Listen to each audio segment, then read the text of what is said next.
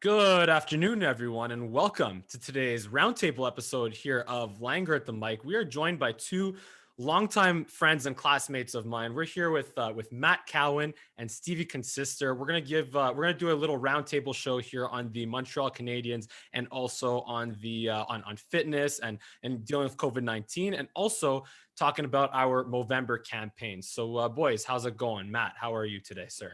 I'm great. How are you, Mike?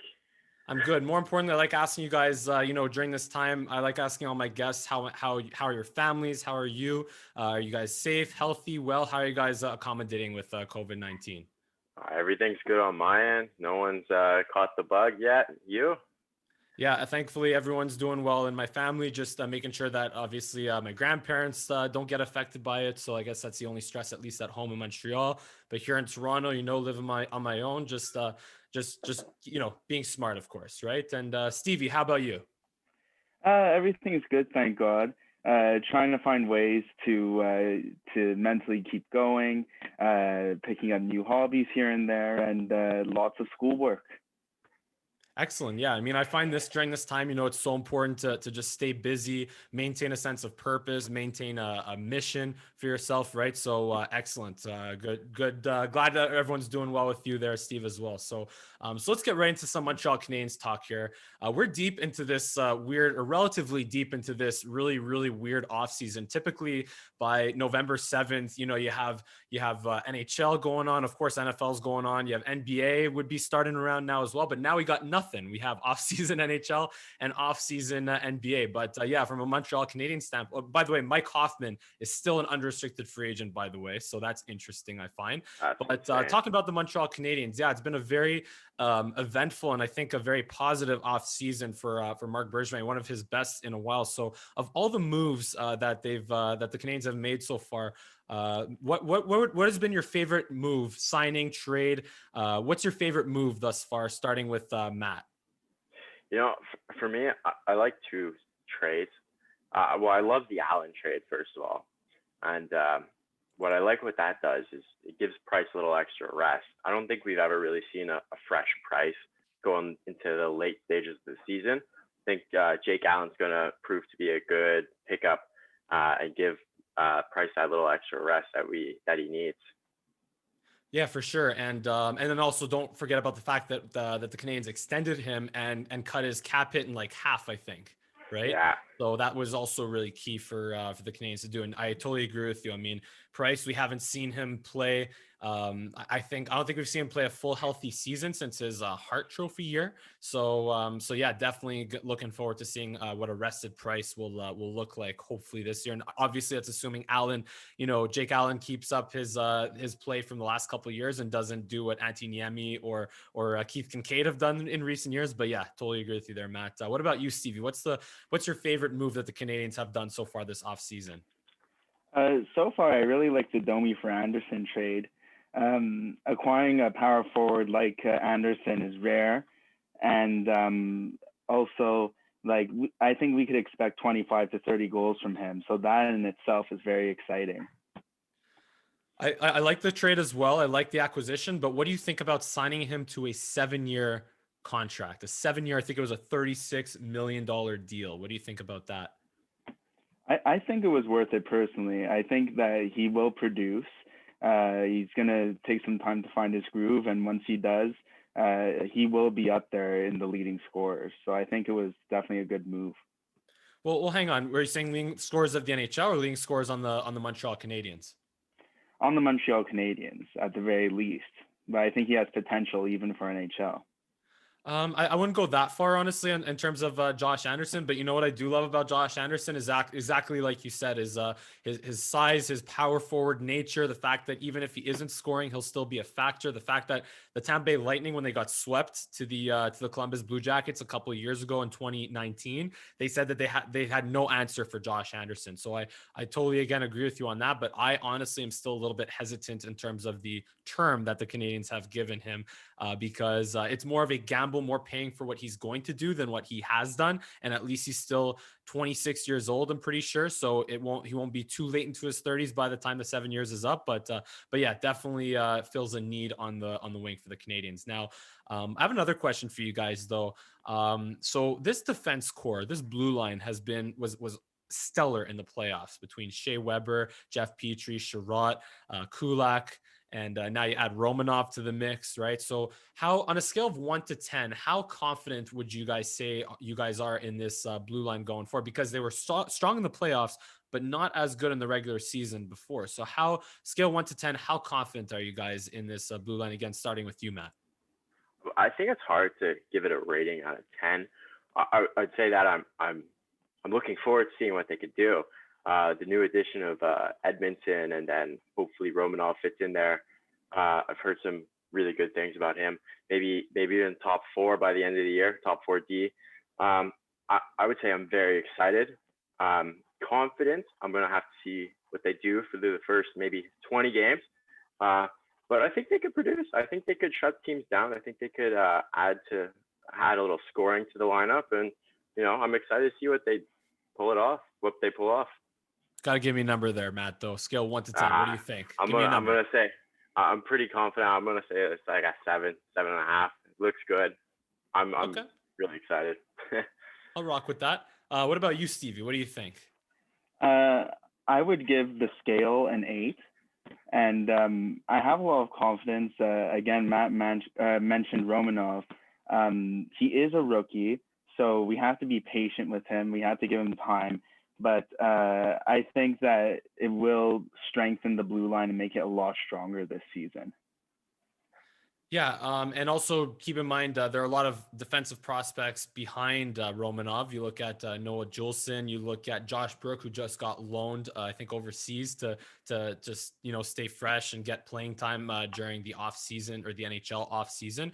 But yeah, just with Romanov, I find that again, we have to be very, very, very patient with Romanov, because we've seen the Canadians hype up these defensive prospects before. Guys like Greg Pattern, guys like Jared Tenorti, even you could throw way back Morgan Ellis back when they played in the Memorial Cup together.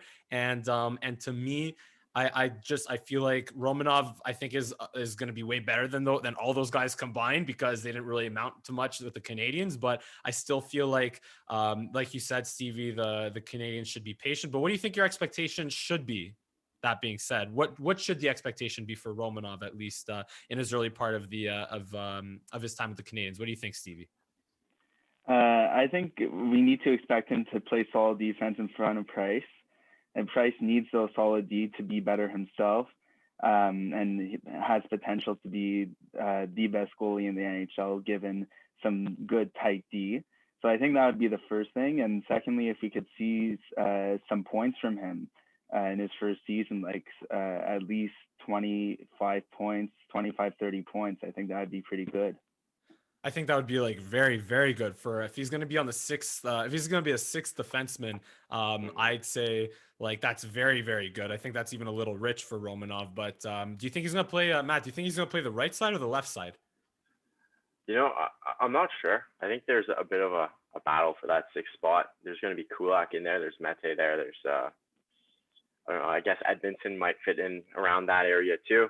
So you know what? I'm not sure if he's going to make the team right away out of camp. Maybe they'll play around, wait for maybe an injury or something to fit him in. They're definitely going to try and get him in there as quick as possible. But there are players ahead of him on the depth chart that have been on this team for a while, and he's coming in to take that position, so he's going to have to earn it. So he's going to have to show us something early on to solidify himself in that top 6 defense core there. I don't know. Let's see how it goes. I'm excited to see him too.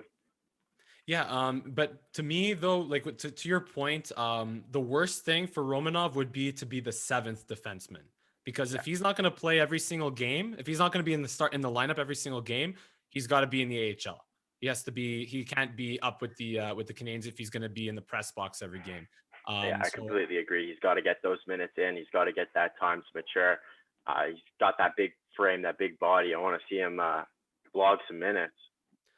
Well, I don't know if, again, it's not so much about logging too many minutes. It's more just about appearing in games and just solidifying that bottom pairing, which was, I mean, you could say this about a lot of teams. A lot of teams' bottom pairings are bottom pairings for a reason because they're the fifth and sixth defensemen that are playing. But at least if you can have it well rounded out. The Canadians I find with Mete and Willette in the playoffs, like that was an Achilles heel. But if you can round out your bottom six with a young guy like Romanov and, like you said, a Kulak or an Edmondson, yeah, like you're really in a good position to win a lot of games, or at least not give up a lot of goals against. But and especially considering you're playing the same division as the Leafs, you always have to throw shade at the Leafs, as a Toronto resident here and on the show. But yeah, I totally feel that. But moving along, though, another story of recent weeks is Jesperi Kotkaniemi is in the SM Liga overseas. He was loaned by the Canadians, but he's pointless through 4 games. What do you guys think about that? Are you guys concerned at all about that? He had 29 points in 2017, 2018 as a 17-year-old in SM Liga, but right now through 4 games, he is pointless. Are we concerned about that? I think there might be a little cause for a little bit of worry. I've been checking up on Twitter. I haven't watched any of the games personally, but on Twitter, I've seen some highlights where he's made some nice dangles, nice passes, and it doesn't seem to be much finish on that team. Ironic enough that they're in the Finnish league, but I wouldn't look too deep into it. It is 4 games. He looked really good when he was here in the playoffs. We'll see what he does in the NHL.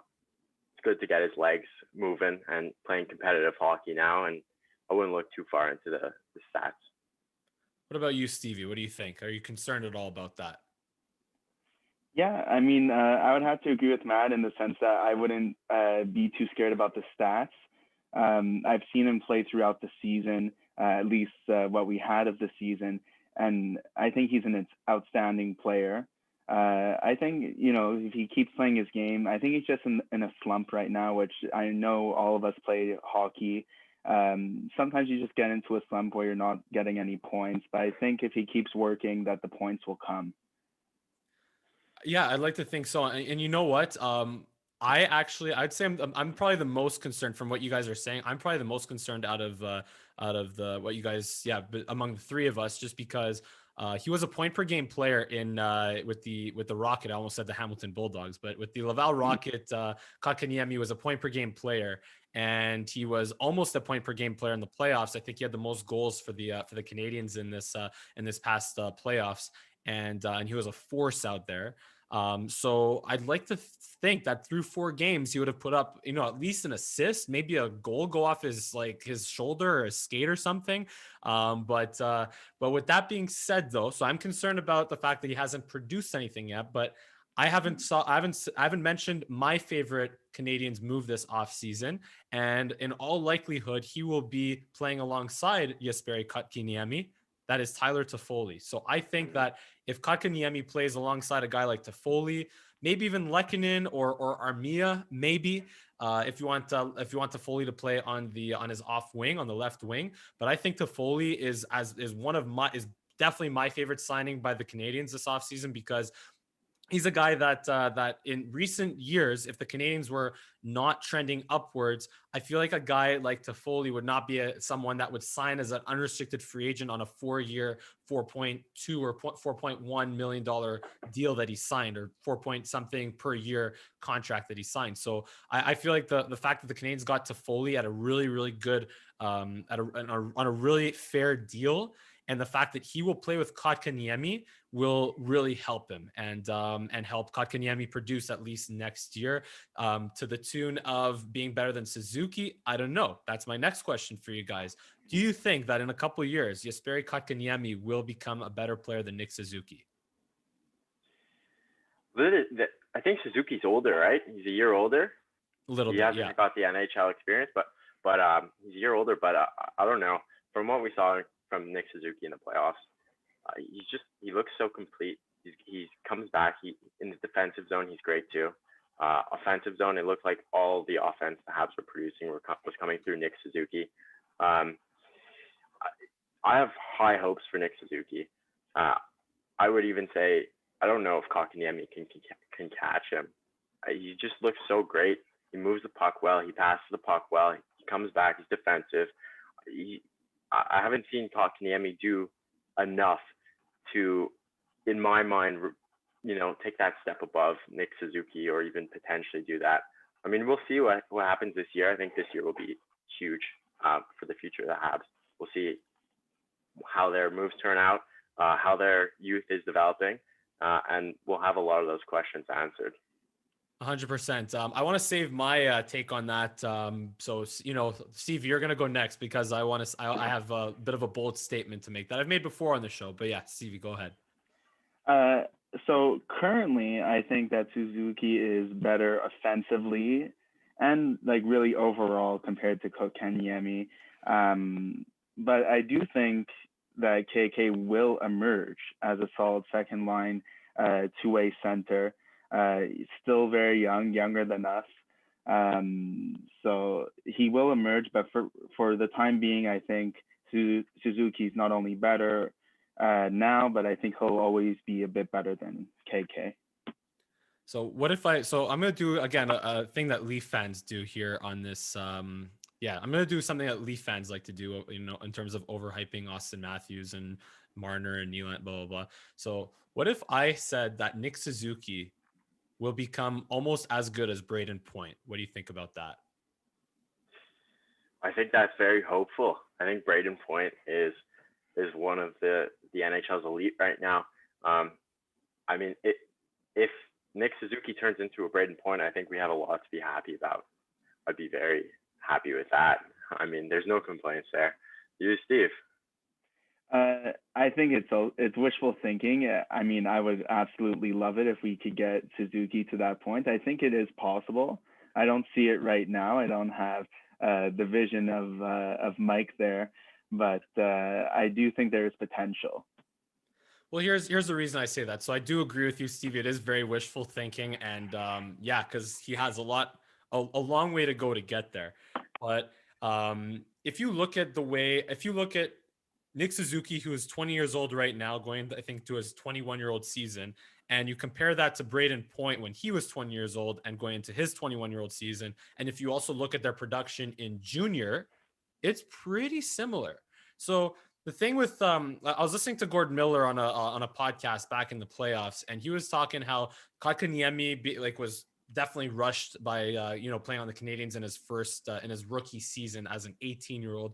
I definitely think he was rushed into onto making the team, and that's also what Gord Miller was talking about. But also Kotkaniemi never had an experience to draw back on where he had like 90 or 100 points in junior or something.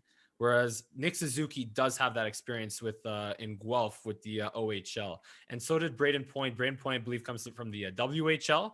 And if you look at their production, and if you also look at least just on paper, again, not so much in the way they play, but more if you just look at the two players on paper, they're trending in very similar directions. And that's my counter argument to it. So the opportunity in the future is all there for Nick Suzuki right now. But obviously, to get to the point of Braden Point, I guess, right?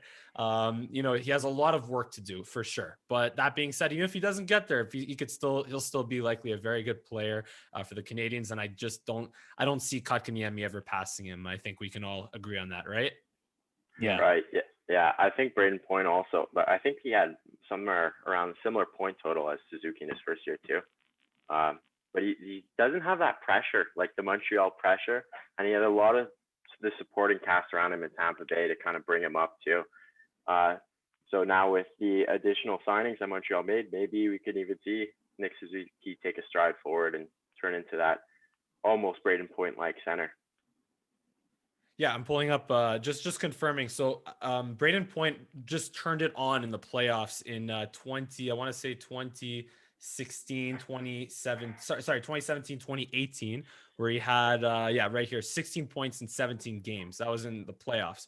And his rookie season, he had 40 points in 68 games in his rookie season. So again, just a little bit more in terms of points per game as Suzuki, but in junior in the WHL, 91-point season, 87-point season. So again, the production is there for point, and the production was also there for Nick Suzuki in the OHL as well. So again, that's my counter argument, or my hope that Suzuki can maybe get to that level. And also, again, you look at them on paper, both kind of undersized centermen.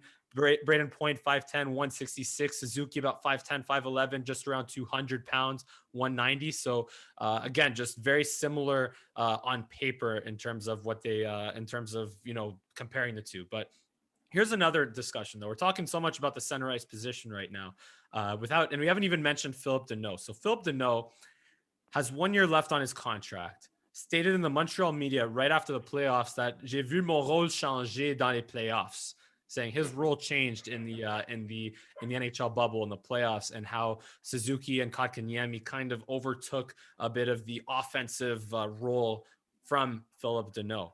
And I did a video on that back in September as well. So right now, going into the last year of his contract, what should the Canadians do with Phillip Danault going forward? No, that's a good question. This year will be telling, but Phillip Danault is an elite third line center. He's that player that every team kind of needs to make it really far in the playoffs. That being said, if he's searching that first line, second line center, the Habs are going to be in trouble with all these contracts coming up. Someone has to kind of, take a pay cut or, get cut from the team for this team to move forward. And, it might be Phillip Danault. I hope it isn't. Phillip Danault is excellent defensively. He contributes offensively too. I think he's had over 45 points in the last 2 years, especially with the shortened season last year. He's shown that he can contribute, and he is a great player between Tatar and Gallagher. Depending on which way they go with Tatar, I think that might give an inkling of, might show us what they might want to do with Danault too. But, he's great. I love him. And if there's a place for him, I'd love to see him stay. Yeah, I mean, I think Phillip Danault, by the way, do you keep him on that line with Suzuki? Sorry, with Tatar and Gallagher? Do you keep him there? It's hard to argue against keeping him there. I think there's depth for Suzuki and Kotkaniemi to play with, so that you don't have to break them up. So you're going to call Tatar and Gallagher and Danault. You said he's a third line center, so you're calling that the third line of the Canadians? So no, this is a little fishy situation here, right? We don't know what the first line's going to be. The top 9 looks so stacked.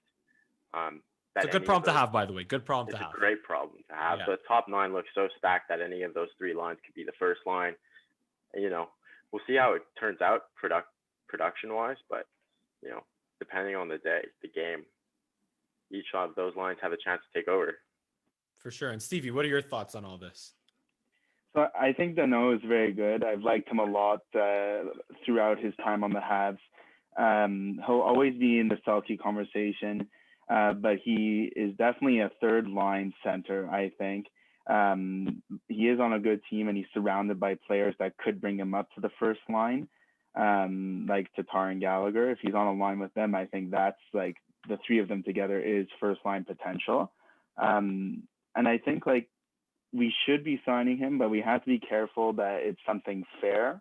I wouldn't give Danault a crazy high price. We have to make sure that's reasonable. Like Matt said, with the salary cap and everything, we're getting up there.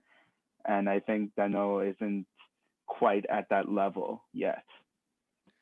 Yeah, so here's my take on Phillip Danault right now. So his highest point total in a season in the NHL was he had 41 points in 2018, 2019 in 81 games. He did have a 47 in 71 this past year. So honestly, those are numbers of a guy, and he's also playing. Keep in mind, the Canadians don't have an Ovechkin, they don't have a a Rantanen, or they don't have a Kucherov. So he's been playing with not the best wingers. So my point, so he, I'd say, is even a second line center on a really good team with good wingers at 40, 50 points a season.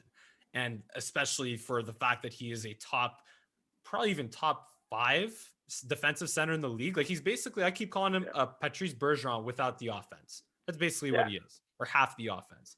So honestly, with the way the Canadians are right now in their position with up and coming centermen and Kakaniemi Suzuki that will likely outperform him offensively, but he's still so important to this team defensively that this is one of those rare cases to me that the only scenario is that you have to just bite the bullet right out the season. He becomes an unrestricted free agent at the end of the year, and then you pray to God that you can negotiate a deal. And if you can't, well, you got to let him walk. That's I think what it will come down to, honestly.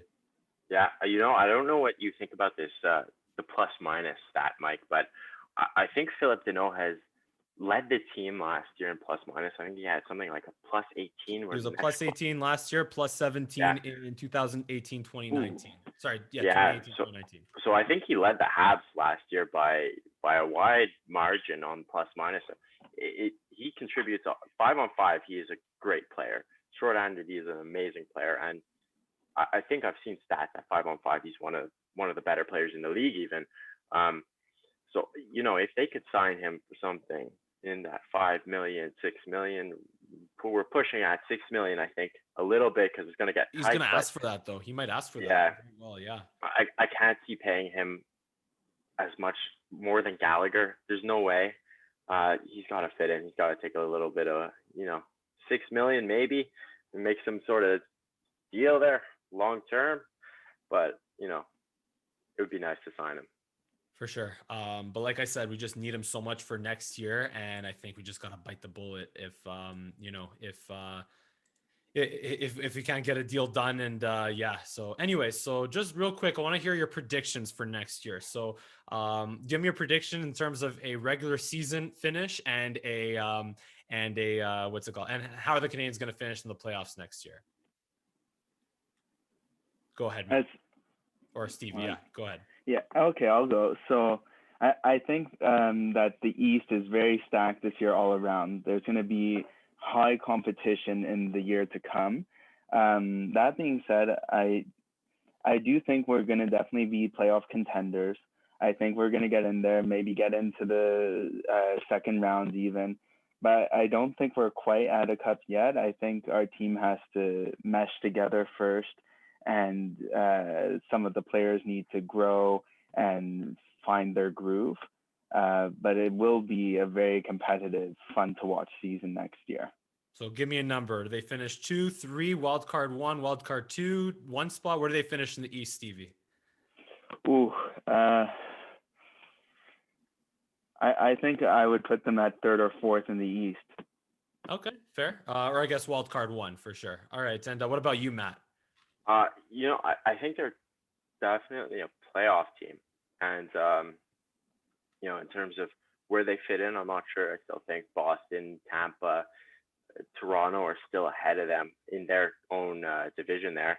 The whole East is pretty stacked. It's a nice stacked top of the East we got here now.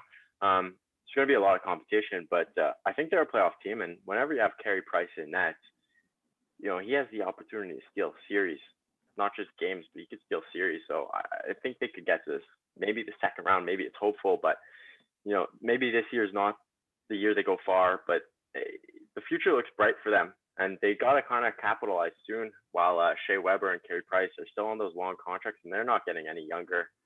They're sucking up the salary cap. They got to make an impact soon, or they're going to be in trouble. For sure. And you know what? So here's my prediction. Here's what I say. So you look at Boston, they're going to take a step back. You look at Toronto, maybe not so much Boston, but more the Leafs. I think that they're going to be like they were this year. So I have it. Tampa is still going to be 1 in at least the Atlantic Division. And then I have Boston and the Canadiens being the 2 and 3 spots. And then the Montreal Canadiens are going to show the Leafs how it's done, and they're going to beat Boston in the first round, and they will lose to Tampa or let's say a Washington or something in the second round, but they will make it to the second round, and it will be something that they could build off of. And like you said, maybe as soon as next year, they could even go to the conference final, and even after that, that will definitely be the expectation. But if the Canadiens don't make the playoffs this year, man, look out, Claude Julien, look out. It's going to be ugly if the Canadiens don't make the playoffs. The axe is coming down.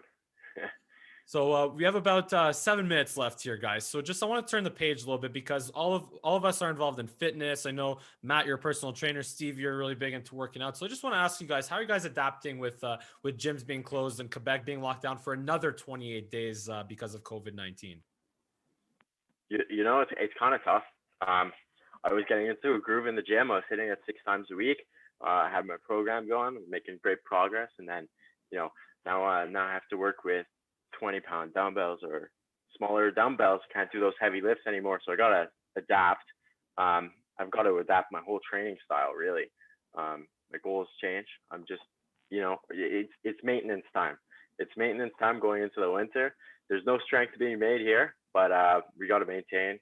Been doing some nice variations that incorporate multiple muscle groups, and you know, we got to do what we got to do. For sure. What are your guys some of your favorite exercises that you like to do? With light weights or no weight at all? What would you say? Well, let Steve take this one away first, and I got a few actually. Yeah. So just on my feelings of being away from the gym, it's been hard. It's definitely like I also have some just like two dumbbells at home. I did start building with the help of my family a little at-home gym. I have a bench. We just got an elliptical, so we're trying to make the best of things. What I've been trying to do though in the past few weeks with the gyms being closed is to do at least 4 exercises for 10 reps and do 3 sets of those 4 exercises a day. I always try to do push-ups and sit-ups. I think that's fundamental. And then, either chest press or curl or some lunges.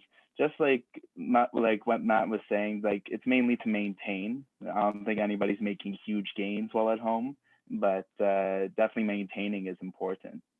For sure. And yeah, Matt, what were you going to say some of your favorite exercises were, like Steve said there, push-ups, sit-ups, body weight stuff, curls with light dumbbells, anything other than anything more than that you usually do? Yeah. So outside those fundamental exercises, I've been kind of meshing some of them. So I pull those two dumbbells I have, and I'll do a squat to Arnold press variation. Knock out two big movements, that overhead pressing, that squatting pattern in that same exercise. I found it really good. It's really tiring, and it's giving me a good pump too with as much as we can with 20 pounds. I also like some pike push-ups. Where you gotta get a little crafty with the exercises you do to hit those muscle groups a little differently. Yeah, for sure. And honestly, I actually have an Instagram video that I posted back in the summer of like a push-up variation thing. So yeah, just definitely add some power, add some explosiveness to your exercises.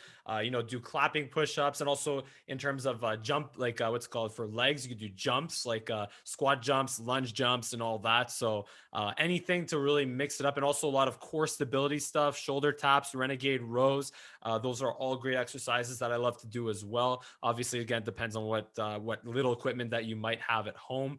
But yeah, again, we're just a couple minutes left here. So I wanted to finish by talking about Movember. All of us here are running our tremendous fundraisers, and thank you so much that have donated to each of our funds, of course. But let me ask you guys real quick: what are you guys doing for Movember? What are you giving up besides growing, of course, your nice little stash there?